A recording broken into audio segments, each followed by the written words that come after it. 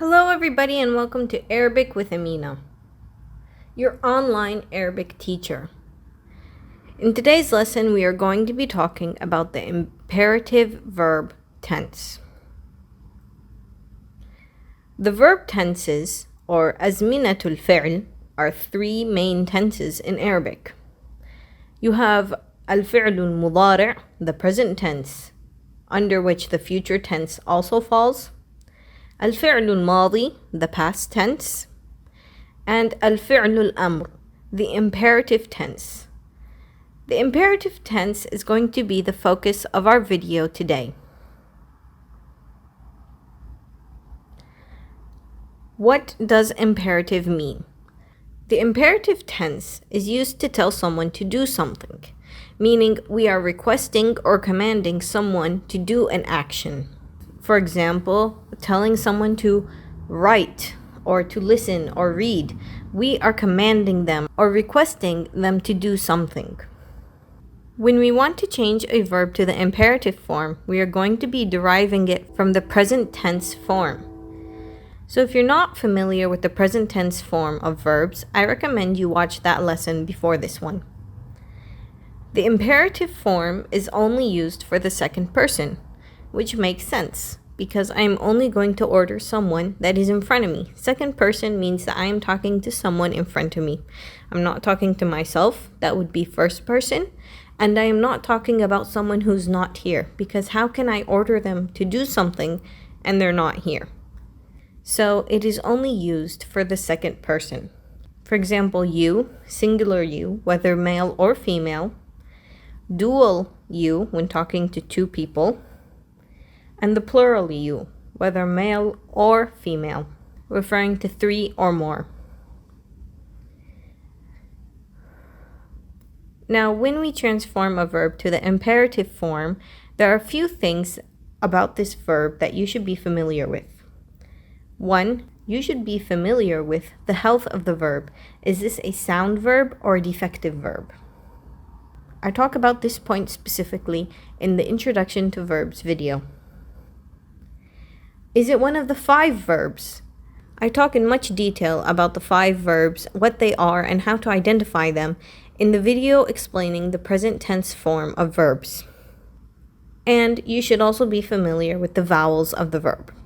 If you're not familiar with any of these points, I recommend you first watch the videos explaining these points and then coming back to this one.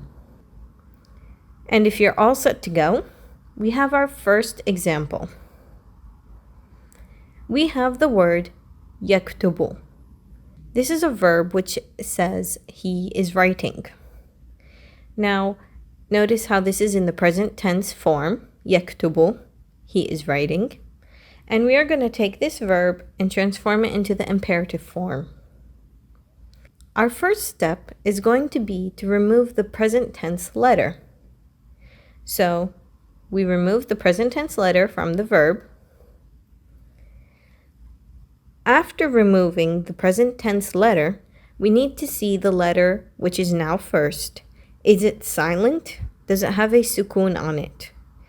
If it is silent, we will have to add an alif to the beginning of the word, because in Arabic, a word cannot start with a silent letter. If it wasn't silent, we wouldn't add an alif. So let's have a look at the first letter here. Kaf has a sukun on it, and that means it's silent. So we are going to be adding an alif to the beginning. Are we done? Not just yet. Our second step is to look. Does the verb have a dhamma vowel on it? As we can see, on top of the ta, there is a dhamma. Never look at the last letter's vowel because that can change according to where it's put in a sentence. But as you can see here, the ta also has a dhamma on it. So, yes, there is a dhamma. What does that mean? Since there is a dhamma, the alif which we added will be pronounced with a dhamma on it. If there was no dhamma, we would pronounce the alif with a kasra. So are we done? No, we still have one more step. The last letter vowel. As I just mentioned, this changes according to what type of word we have and where it stands in the sentence. Imperative verbs usually have a sukoon on the last letter, meaning the last letter is silent. The only time that they will not have a sukoon is when it is added or conjugated to a suffix. In that case, the vowel would change accordingly to match the suffix that was added. So we're going to change the last vowel to a sukoon. If we were to add a suffix, you can see that the ba does not have a sukoon. Instead, it has a kasra. And that is to match the suffix added, uktubi. And we have the verb uktub, which is a command to write, uktub. So I know we went through a lot of information. So let's try again with another verb to make sure you've got this down. Our verb is going to be yadhabu. He is going. Our first step is to remove the present tense letter. Second, does the first letter now have a sukoon on it? If so, we will add an alif. Now that we've added the alif, we need to know how is the alif going to be pronounced. Are we going to pronounce it with a dhamma or with a kasra? Well, we'll have a quick glance at the verb. Does it have a dhamma other than the last letter? In this verb, there is no dhamma, so the alif would be pronounced with a kasra. And our last step is to change the vowel on the last letter to a sukoon. So we have changed the verb yadhabu, he is going, to the verb idhab, go, which is a command or a request, imperative tense. Now some verbs, when transforming to the imperative tense, follow additional rules. How do we know when this verb follows an additional rule, and what are these additional rules? We're going to be taking the verb yaqulu. He is saying. Our first step, as usual, remove the present tense letter. Now before moving on to the other steps, we should take a quick glance at the verb and ask ourselves a question. Does the verb contain a weak letter, which is harf illa? The weak letters or huruf al-illa are alif, waw, and ya. If the verb does contain one of these letters, which letter is it, and where is its location in the verb? Is it in the beginning, is it in the middle, or is it in the end? So if we look at our verb, we can see that there is harf illa, there is waw, and it's in the middle of the verb. Our rule says if the weak letter is located in the middle of the verb, whether it be an alif, a waw, or a ya, it doesn't matter when it's in the middle, this letter has to be removed when transforming to the imperative form. And in its place, we will add a dhamma on the letter before it.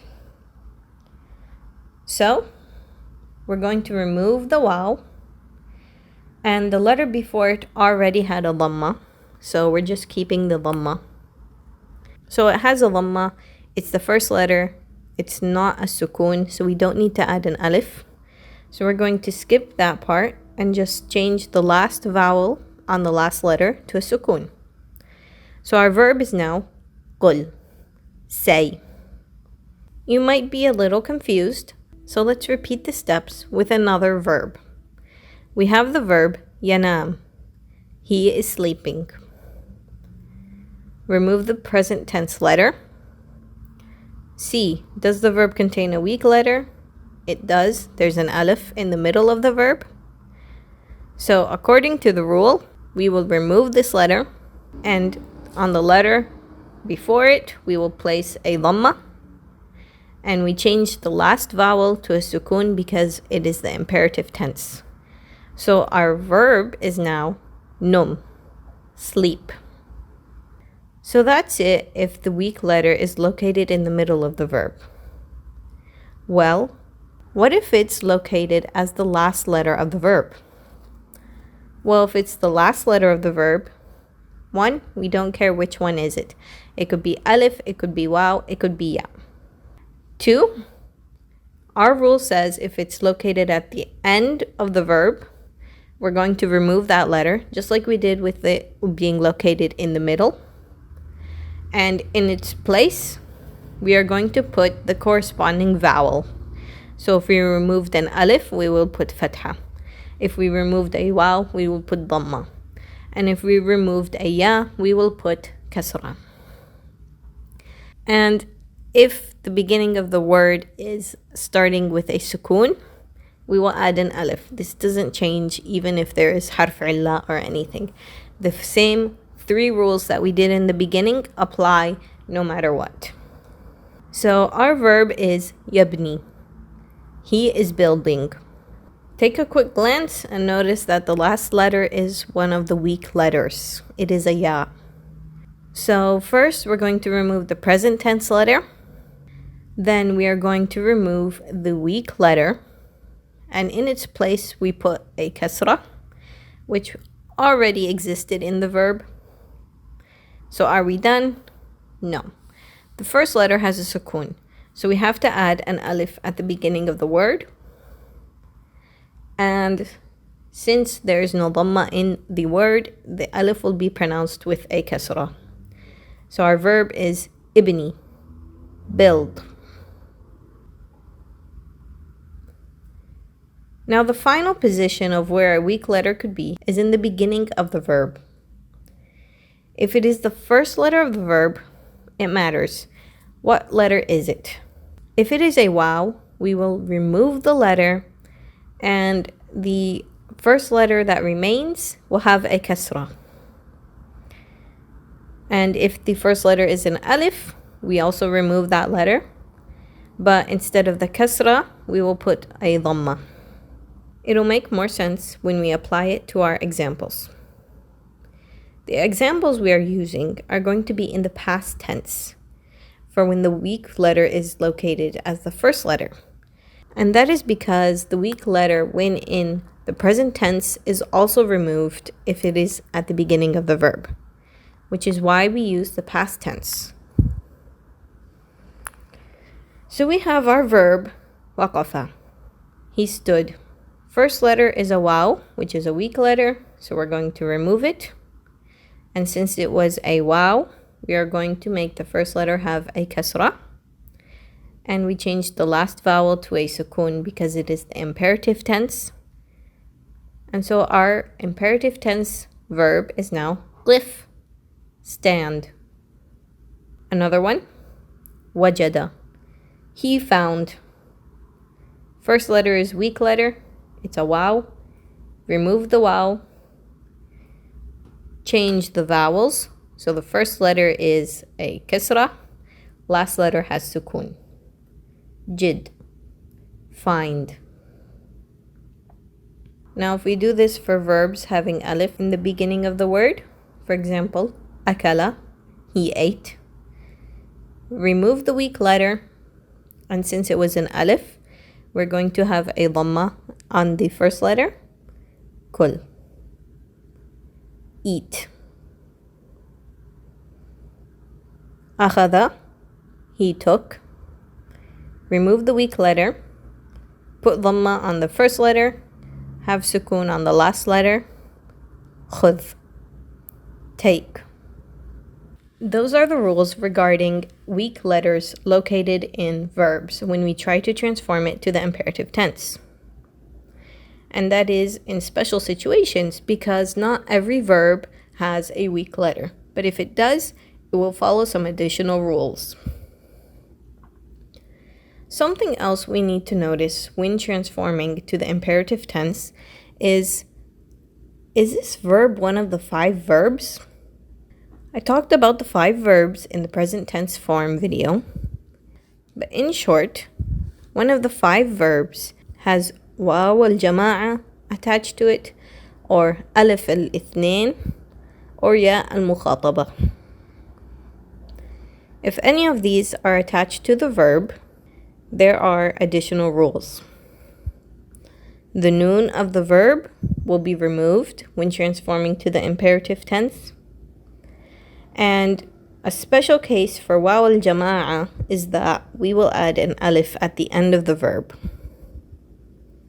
We're going to start off by using verbs that have ya al-mukhataba attached. For example, the verb taktubin. You, female, are writing. First step is to remove the present tense letter. And since the beginning of the verb now has a sukun, we have to add alif. And since this is one of the 5 verbs, we are going to remove the noon at the end. So the imperative tense is now uktubi. Write.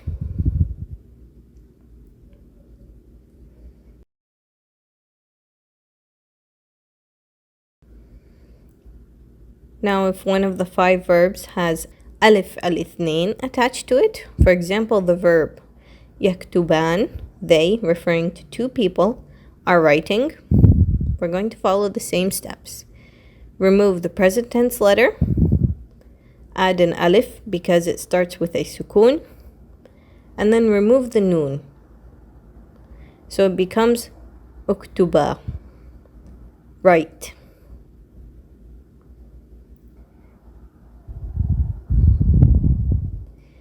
Now waw al-jama'a. Yaktubun, they, referring to 3 or more, are writing. Same steps. Remove the present tense letter, add the alif, and remove the noon. But remember, we said that waw al-jama'a has one extra rule to it.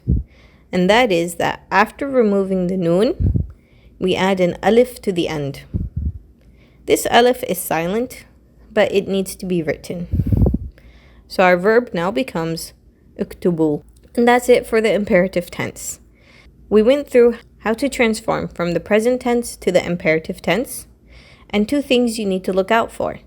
Does the verb contain a weak letter? And is the verb one of the 5 verbs? Now, to make sure you nailed all that information I just gave you, we're going to have a short quiz. We have the verb yasma'. He is listening. What I want you to do is change this verb from the present tense, yasma', to the imperative tense. So basically what we've been doing the entire video. I'm going to give you a few moments to think and answer this question. If you feel like you need more time, feel free to pause the video.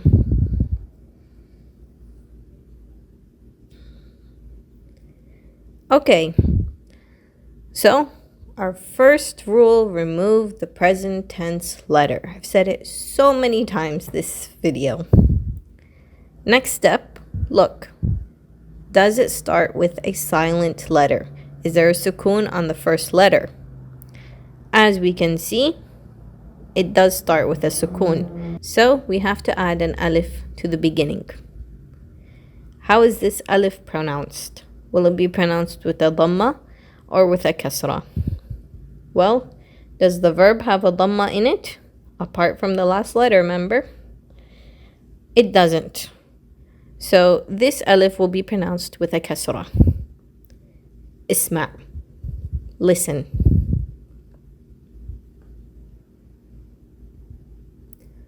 Our next exercise is with the verb yuraja'. I want you to transform it from the present tense to the imperative tense. You might be like, oh, well, this is super easy. I don't need to do this anymore. Pay attention when you're transforming this verb. Go ahead, think a bit. Again, if you need more time, just pause the video.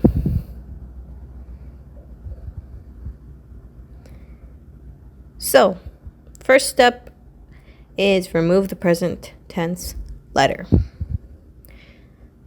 We did that. Now we look at the first letter. Does it start with a sukun? Oh, wait. This verb does not start with a sukun. Instead, the first letter has a fatha on it. So, as long as there's no sukun, there's no need to add an alif to the beginning of the word. Well, what do we do then? Well, that's it. That's our verb. راجع. Review. It's in the imperative tense. And off to our final question. We have the verb يأكلون, which means they are eating. It's the same question. Transform it from the present tense to the imperative tense. Take a few seconds to think. If you need more time, just pause. I'm going to be answering in just a moment.